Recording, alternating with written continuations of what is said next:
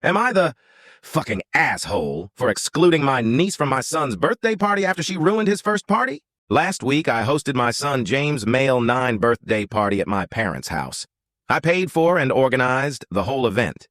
We just had to use my parents' place because our house was being renovated after Case O went inside. My parents had agreed and said they had no problems, so we completely used it, like it was our own home.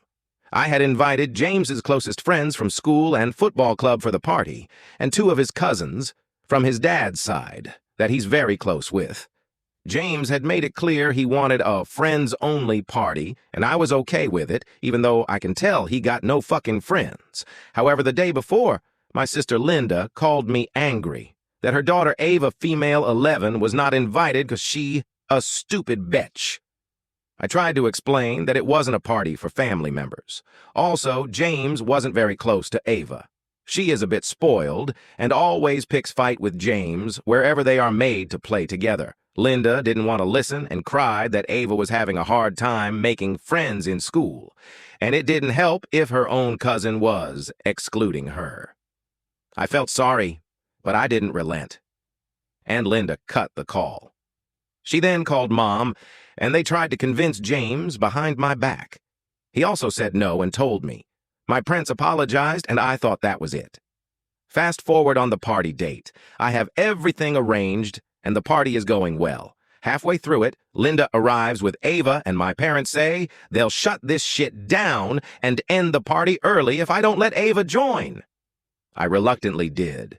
James was upset, but I told him to ignore her and enjoy time with his friends. Ava tried joining the games, but would get upset and scream if she lost, and Linda would make the kids restart. Obviously, the kids lost interest and stopped playing, and it upset James. They tried playing football, but since Ava couldn't play, she constantly interrupted them. They went to the living room to play Xbox. Ava failed a few rounds and got angry and left. Nothing worked for her, and James didn't give a shit. After a few hours, I took the kids to cut the cake, only to find Ava had thrown it to the floor and was crying at the table because everyone was mean to her. I was so pissed off at that moment, because Eve spent so much fucking money in that shit. But anyways, this was the final straw, and James started screaming at her. He called her a loser and evil, and started crying because his party was ruined. Linda was upset and asked James to apologize. I stepped in and told Linda to take Ava and get out. My parents stepped in and told me James was out of line and Ava was just a kid.